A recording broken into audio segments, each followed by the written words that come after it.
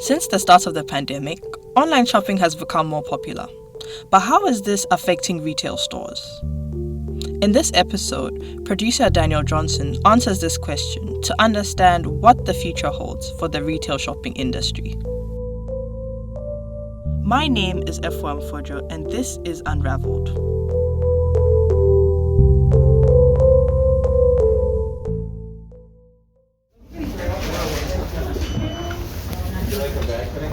So this is me, on my weekly trip to the Yonge and Eglinton Centre to run errands. The mall is located at the intersection of Yonge and Eglinton and Toronto, and it's a mixed-use centre with over 210 units of retail and over 1 million square feet of storefront. The property is owned by RioCan, a real estate investment trust, and it houses prominent companies like Indigo, Sephora, Metro, and more. I've been coming here to run errands about once a week for a long time. But I distinctly remember coming here for the first time after the pandemic, and it felt like not much had changed. The mall looked the same, and the main group of retailers survived. But so much had changed for the retail businesses that operate in this space. Between curbside pickup, digital integration, experiential retail, and more, major trends have been shaping the future of retail as it competes with e-commerce. Some say the pandemic has accelerated these trends, while others say the lines between e-commerce and retail no longer exist. In this episode, we will explore what the future of the retail market might look like.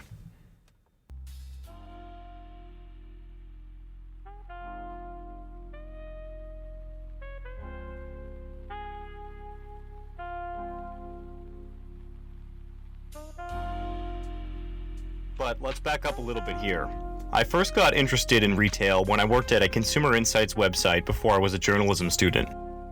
There I covered emerging trends in retail and worked on customized research reports for retail clients. I learned all about how retail integrated e-commerce into its operations, started loyalty programs, and in general looked for new and innovative ways to add value to consumers who made the trip to brick-and-mortar stores instead of just buying their products online. I also worked there when the pandemic first hit, and it was chaotic.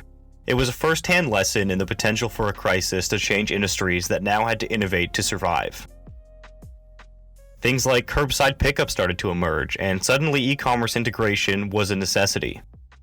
Many of the pre-pandemic trends got accelerated. One person who spoke about this acceleration is Carl Boutet.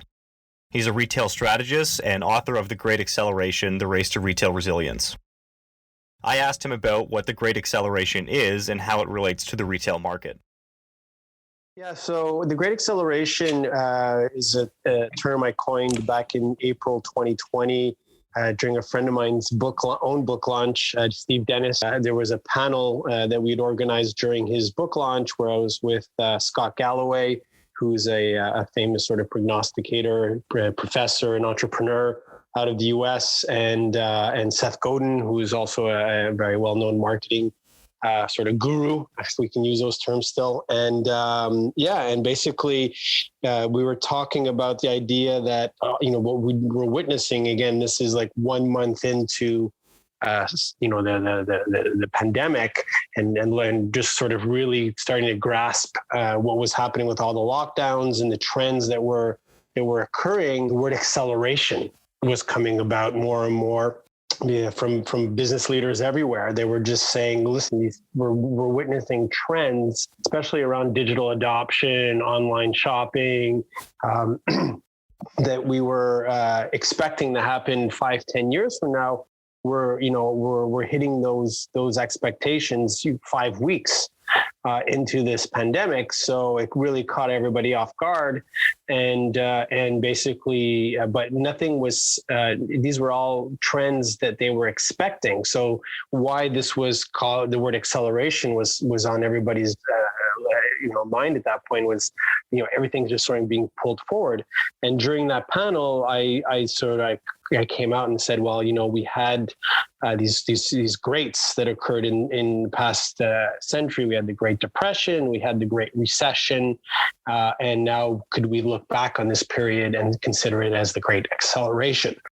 And that's where the term came from. And it was just basically reflecting on the fact that we sort of had this push of there were represented 5 to 10 years of growth in a lot of these categories that was imposed on us, and knowing that it wasn't going to be forever, but it was clearly sort of a portal into the future of how we were, the trends that we were forecasting already for some time. Right. And then what were some of those trends that kind of were included in the Great Acceleration? E-commerce, right? So the shift to pure online buying, which, was really, here in Canada, was probably, depending on the category you're in, it averaged out or between 10 and 15% of our overall consumption was online. And that got pushed up to 25, 30%. And in some cases over 50. Clothing retailer, for instance, where all your stores were shut down for a couple of months, then obviously it really went to all online. But I think more importantly, what I'm trying to communicate around the Great Acceleration is not purely the shift of e-commerce, but just the shift of digital adoption in general and the influences it's had around even things like curbside pickup, where people, we're buying online, but picking up in store, and appointment booking and virtual sort of FaceTime sessions, or what we call live shopping. So all these other trends that kind of came on top of that. But yes, at the core, e-commerce was sort of the main one that pushed the others to the forefront. And it was these are very indicative, but I mean, the idea where people think, well, then is the Great Acceleration the end of physical retail? I push back and say it's actually probably the biggest opportunity for physical retail. And that's really what I'm trying to stress. So this idea of a great acceleration, or the idea that COVID-19 accelerated trends in the retail industry, is something of a consensus for retail analysts like Carl. And it makes complete sense when you think about it, that things like e-commerce, which everyone knew would take over, became essential parts of every retail business in a very short period of time. One person that agrees with this is Bruce Winder, a retail analyst and author of the book Retail Before, During, and After COVID-19. I asked him about how the pandemic has accelerated some of the major trends in retail. Probably the biggest trend, and there's a lot of them, and in my book I talk about the top 80 trends, sort of in my opinion, and some are sort of larger than others.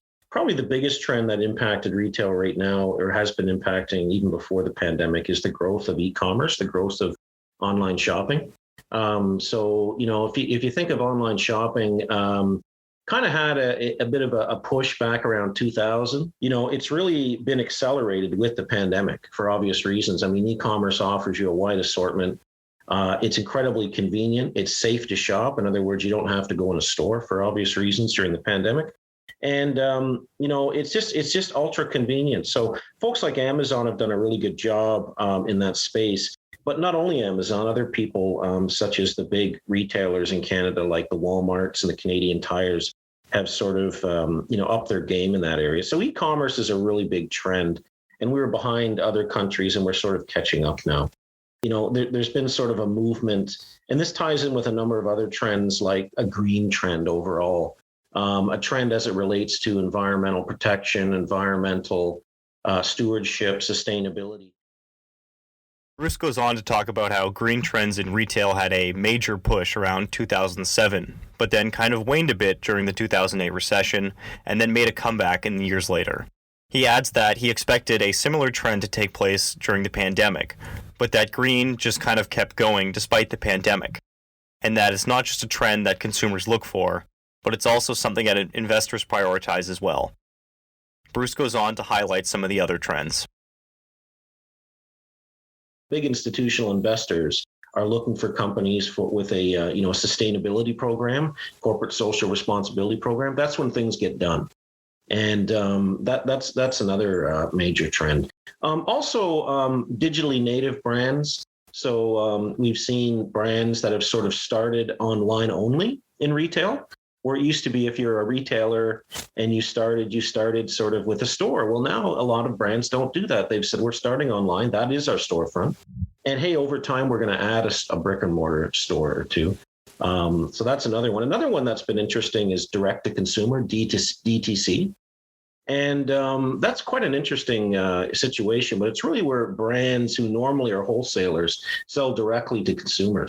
And Nike was one of the first and probably the best to do that. Obviously, this gained a lot of traction during the pandemic because a lot of stores were closed and wholesalers and brands couldn't rely on retail as much. So they said, you know what, we need to keep our business going. We're going to ship directly to consumer. And instead of sharing that profit with a retailer, we're going to take that profit, but we're also going to take on operational costs in terms of picking, packing, and shipping and things of that nature. And that's where the profitability issue lies. So DTC has been a major trend as well. One interesting thing about Bruce that you heard there is that he considers Amazon as part of the retail industry and not just an e-commerce business. He thinks that the lines between retail and e-commerce are blurring, but I'll let him explain that. Well, I think that when you think of retail now, retail is all channels. So it used to be you'd think retailers, oh, do you have a store? If you don't have a store, you're not a retailer, you're an e-tailer. I think that's gone now. I think that differentiation is gone. And now it's just retail. And retail can be whether I have a Dickie D bike that I'm selling ice creams on, or whether I have a store, or whether I have a website on Shopify. You know, retail is everywhere and everything. So I include them now in retail for that reason. Bruce also believes that retail businesses are starting to embrace social responsibilities. Massively important. It's a game changer. It's a table stake. If you're not doing that, you're not going to be around soon.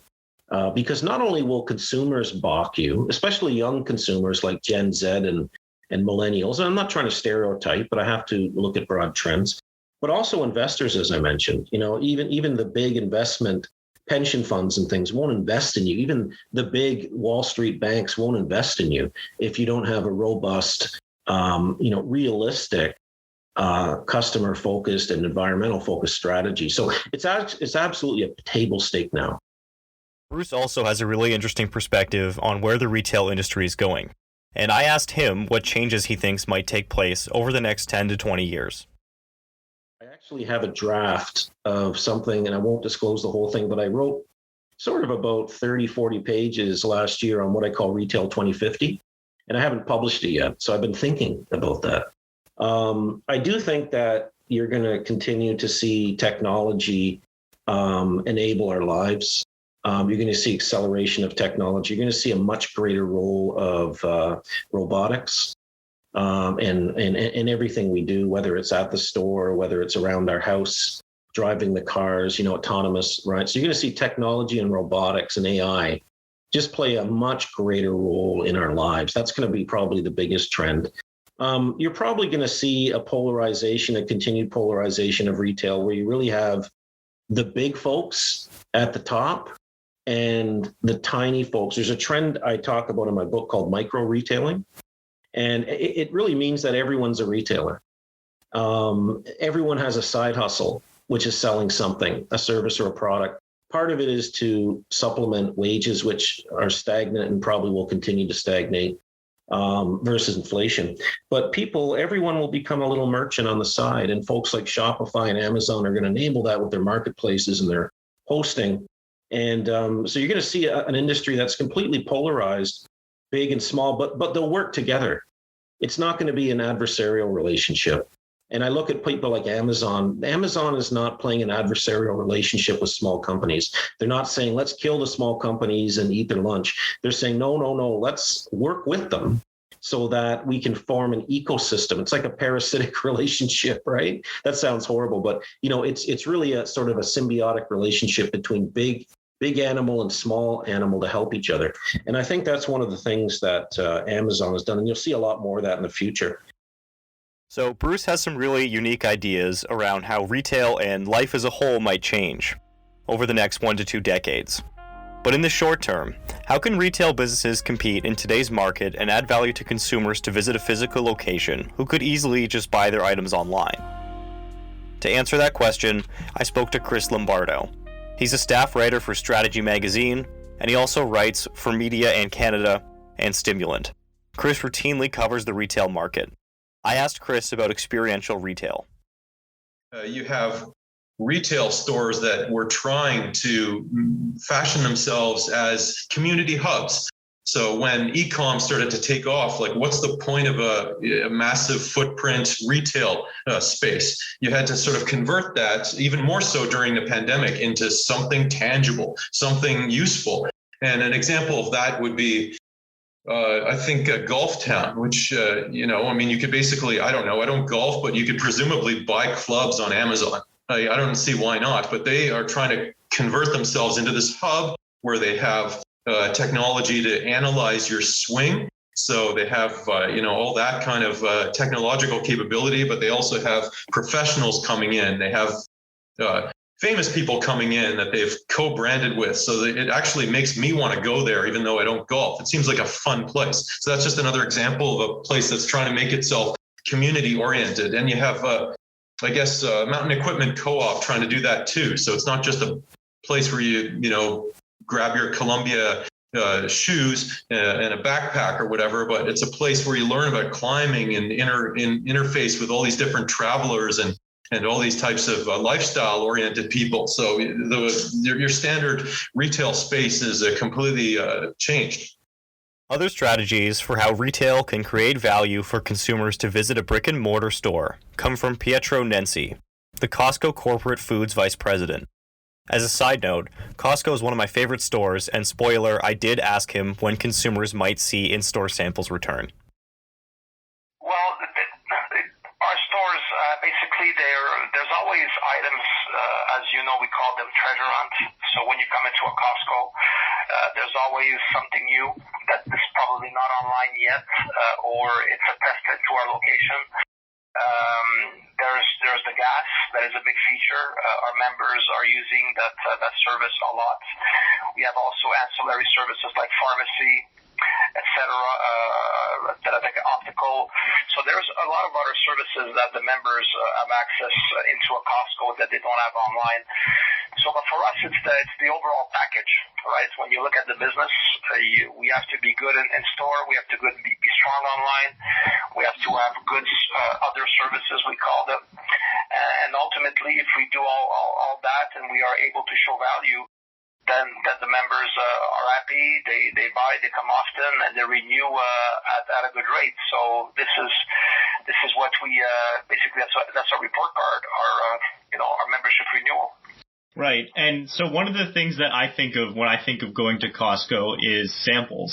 Have you guys brought those back yet since the pandemic, or is that something you guys are looking to do in the future? No, we brought them back, but in a smaller way. What we do now, we give a full sample and tell the member, please consume at home. We put example chips, 8 or 10 chips in a little bag, sealed, consume at home. It's working well.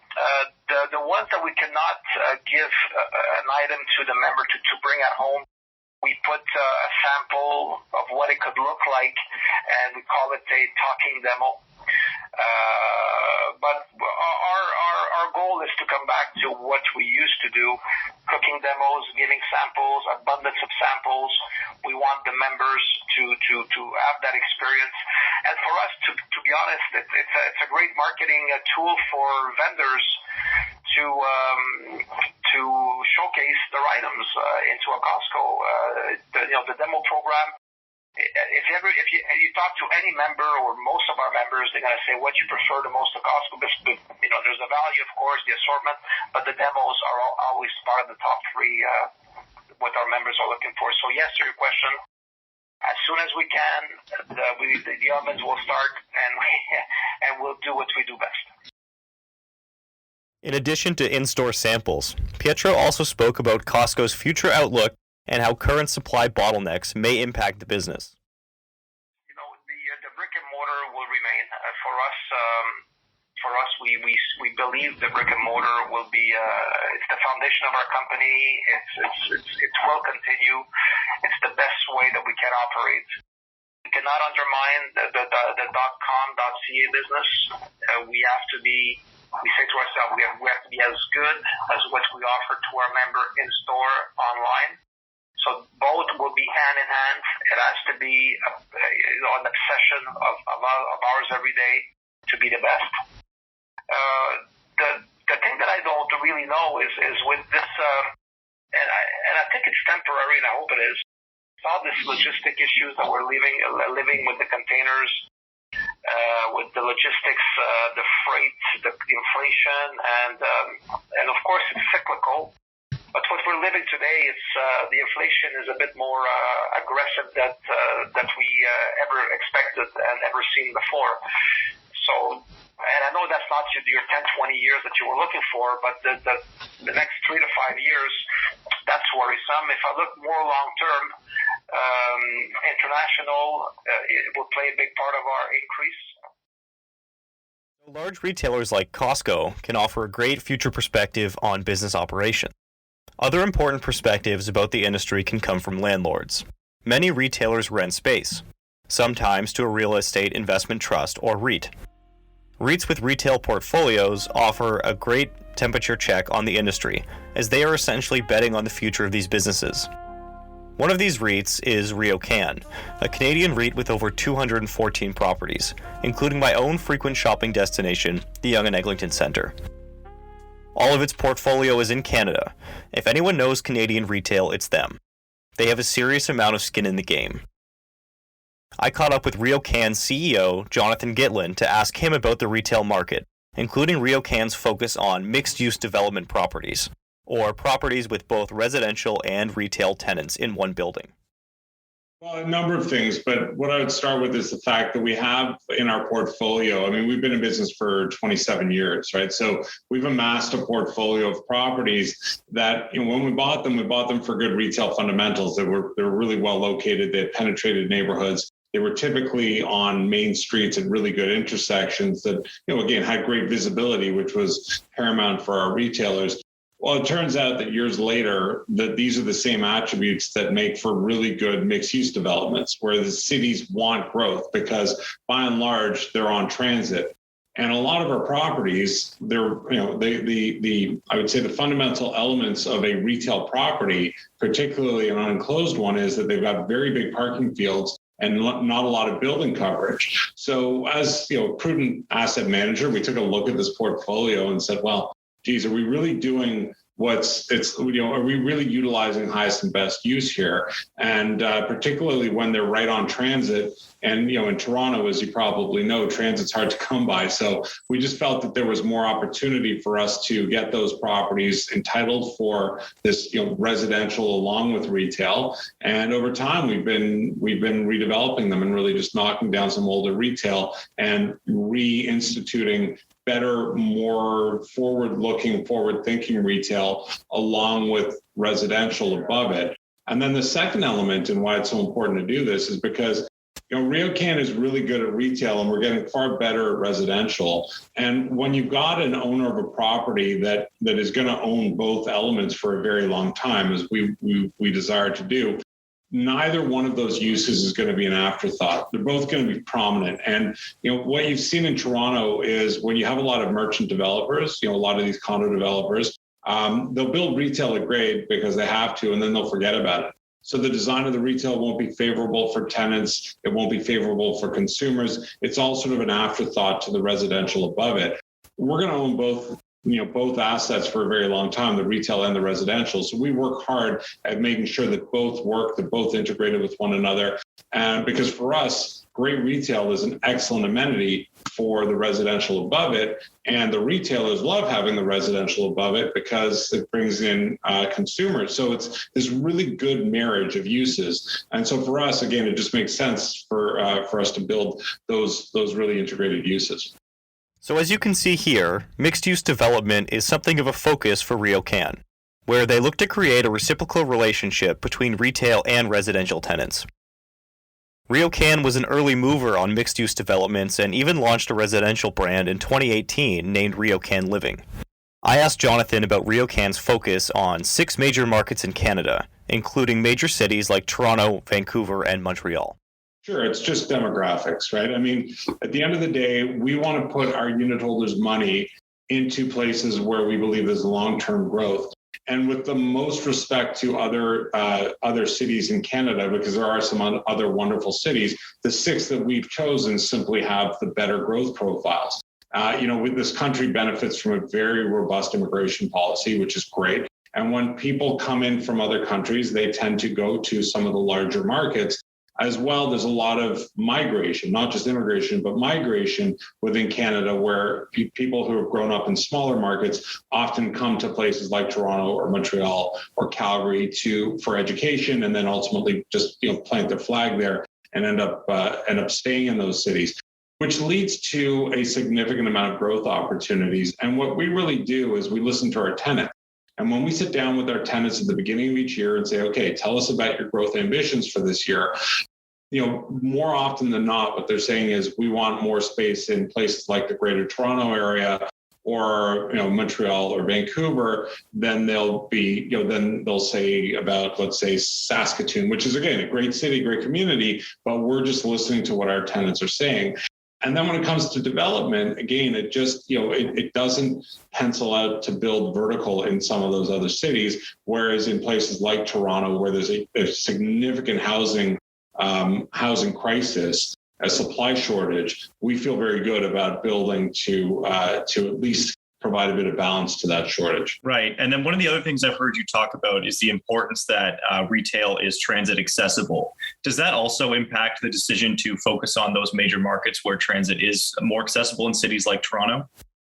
Yeah, and I think, listen, where the government invests in transit is typically it follows growth, right? It follows population growth. So it stands to reason that there's a lot more transit that's being dedicated to a place like the Greater Toronto area. And it's not just Toronto, but places like Hamilton, Oakville, Oshawa, you name it. And we simply follow that infrastructure, not just because that infrastructure is being built up there, but that's also where population is growing. And, along with this infrastructure, I mean, if you take Oshawa it's a great example. We've owned land in North Oshawa near the 407 for quite some time. And we've started probably about 3 or 4 years ago, building residential there along with some great retail. And the reason it's successful is because, the 407 is there. So there's a significant amount of vehicular traffic. But they've now, because the 407 is there, they've built up a few colleges and universities there, which has brought a tremendous amount of population growth to that area, not just because of the students, but all the jobs that are associated with those schools and universities. So it's sort of like, infrastructure follows population growth, and we love those attributes. So we follow both those things and end up building there. Right. And then has the COVID-19 pandemic, has that impacted the type of tenants that RioCan has? Is there more of a focus on things like grocery stores or anything like that? Mm-hmm. Well, the pandemic definitely, threw a bit of a curveball in a lot of the businesses that we cater to. We were very happy before COVID to cater to experiential businesses, things like gyms and movie theaters, sit-down restaurants, things that were harder to be disintermediated by the internet and e-commerce. And we felt very good about that strategy. And then, of course, COVID threw, a major curveball and sort of hit that strategy right square in the nose. But it doesn't mean, we're long-term thinkers. So I don't think that those strategies go away. But it did curtail our views a little bit. And so we have focused on things that are a little more resilient. But really what we are is long-term thinkers. So we're focused on, I think, types of businesses that we think will be growth oriented far beyond just the pandemic. So we're happy, again, to cater to gyms and to restaurants again. And I think that those are really growth industries that will stand the test of time. But there are certain categories that have seen weakness, not just because of the pandemic. In fact, before the pandemic, like apparel, where we are lightening our load a little bit. But again, I think that this whole notion, the COVID, a lot of people said, well, it accelerated the struggles of brick and mortar retail. I strongly disagree with that, Daniel. I say what it did was actually reinforce the importance of bricks and mortar retail, because it put a huge amount of pressure and stress on people to get their goods in unconventional ways. And so a lot of people were forced to, whether they were used to it or not, have things delivered to their door. And by and large, they weren't loving it. I think that there were a lot of things, the damages to packages and theft of packages and just the whole notion of returning things. It became very unwieldy and a bit of a burden for our consumers who wanted to get control back over the consumer process. So they started, I think, focusing on more of a hybrid pattern where they would order things online but pick them up in store so they can see them, they can control the process. And I think that really brought to light the importance of brick and mortar retail, because what it serves is this exceptional facilitation of last mile delivery that has penetrated these neighborhoods. I mean, if you look at our demographic profile, it's remarkable. We've got over 300,000 people living within a 5-kilometer radius of our average property, and a household income of over 125 grand in that same average radius. So that, retailers don't want to give up on that. In fact, they want to emphasize the importance of those, what I call facilitation centers, right in the middle of these properties. So regardless of what kind of tenants we're catering towards, there's a huge amount of demand. And I think it flies in the face of the popular narrative out there, but there's a huge amount of demand for those well-penetrating spaces. Did you catch that? Jonathan pushes back pretty heavily on the idea of a great acceleration. Jonathan also has some interesting ideas on the future of retail, and I asked him to paint a picture of how retail may change in the next 1 or 2 decades. Well, I'm going to paint the picture for you by pointing to that, which a lot of you wouldn't know what it is, but that's actually a picture of The Well, which is our 8-acre site in downtown Toronto, which is over 3.1 million square feet of mixed-use property. It's got residential, it's got office, and it has retail. And the type of retail, that is urban enlightenment, if you want to call it that. It's an open air environment that does have, like, you're covered from the elements. But the type of retail that we're going to have there is predominantly restaurant-based, entertainment-based, gym-based, or physical fitness-based, along with this great open-air marketplace, which will have a number of smaller purveyors of fresh and prepared foods, which I think will cater unbelievably to that downtown West neighborhood. So to me, that is like great urban retail. But then on the flip side, I don't want to forget or underemphasize what is still critical to the retail environment, and that is a good, solid, open-air suburban shopping center. I mean, these things have not lost their luster or their demand. And so for us, the future of retail in that regard is simplicity. It's a great grocery-anchored shopping center with other necessity-based uses that accompany it. And I think those things are going to be well fortified for the future. Thankfully, RioCan owns a number of them, and we don't expect to lighten our load in that regard. So I think you're going to have, when it's an urban environment, you're going to have a lot more mixed use like The Well. And in a suburban environment, I think you're going to have a classic open air shopping center, which will show some changes. Don't get me wrong. There are going to be changes to those open air shopping centers. As I said before, a lot of our tenants are utilizing this click and collect model. So we're going to have a bit of a different drive aisle to cater to that. We're going to have different signage to cater to that. And there might be some different uses within those shopping centers, but they're there for the long haul. So that was Jonathan's colorful way of projecting the future of retail, and using the picture hanging in his office as an example. The painting is a picture of the Well construction site. In many ways, the Well encapsulates a lot of the things he speaks about. It's situated in one of Canada's major markets and is transit accessible. It's a mixed-use development with an interdependent ecosystem of retail and residential tenants. The retail side of the development attracts the residents, and the residents attract the retail businesses. However, despite predictions, the future of retail is like the future of any industry. It remains to be seen. Time will tell how it will compete with or adopt e-commerce principles, and to what extent e-commerce and retail will remain separate industries or merge into one. Time will also tell to what extent supply chain problems will hurt the industry. Also remains to be seen is if a great acceleration will have lasting effects on the industry or not. It's 1580. Debit?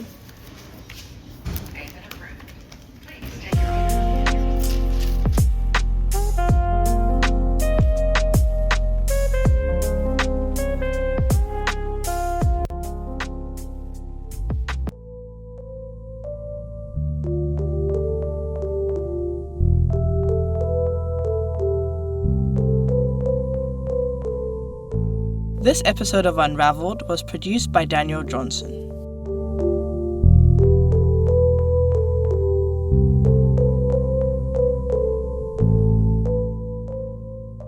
Our associate producer is Taha Hashmani, and our executive producer is Elena DeLuigi. Special thanks to John Powers for composing our theme music, and Ben Shelley for creating our podcast artwork. Our professor is Amanda Cupido, and special thanks to Lindsay Hanna and Angela Glover.